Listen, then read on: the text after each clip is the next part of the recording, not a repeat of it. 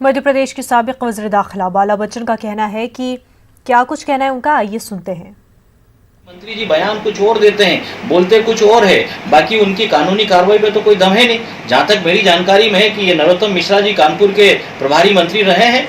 वो प्रभारी जो चुनाव के जो इनके जो संगठन के जो प्रभारी होते हैं उसके प्रभारी बनकर वो गए थे उत्तर प्रदेश में।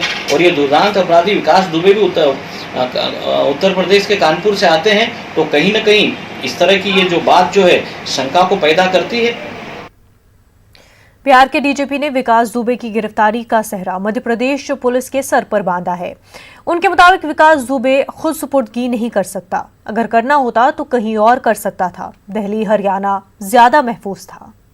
ये हिम्मत की बात नहीं है, उसको मौत का डर और प्रसिद्धि का अहंकार। तो वो गया और जा करके वो महाकाल का दर्शन कहाँ कर पाया। उसके पीछे पहले से अलर्ट किया हुआ था मध्य प्रदेश की पुलिस को। और मध्य प्रदेश की पुलिस जैसे पूरे पड़ोसी राज्यों में हर जगह अलर्ट गया था, हम लोग भी अलर्ट थे। हमारे यहाँ भी किसी मंदिर में आता, झारखंड में अगर बाबा देवघर में आता, वहां भी अलर्ट मोड में पुलिस थी, तो वहां भी पकड़ा जाता।